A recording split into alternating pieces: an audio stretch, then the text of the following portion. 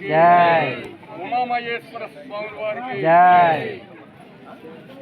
గురు బ్రహ్మ గురు విష్ణు గురుదేవో మహేశ్వర గురు సాక్షాత్ పరబ్రహ్మ తస్మై శ్రీ గురవే నమః.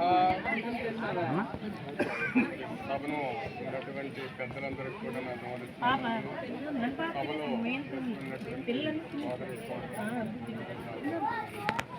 అలాగే పెద్దలు ఇప్పుడు సంస్మరణ సభ అన్నటువంటి మనం,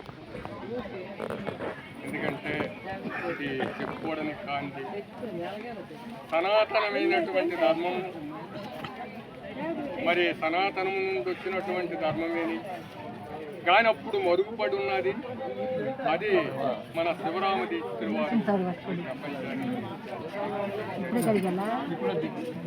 ఈ ధర్మం అన్నటువంటిది మనం అందరం కూడా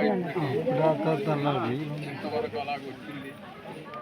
మరి అటువంటి ధర్మాన్ని పొందినటువంటి వారు ఎవరు కూడా జన్మరాహిత్యం అన్నటువంటిది పొందినటువంటి వారే కానీ పొందని వారు లేరు.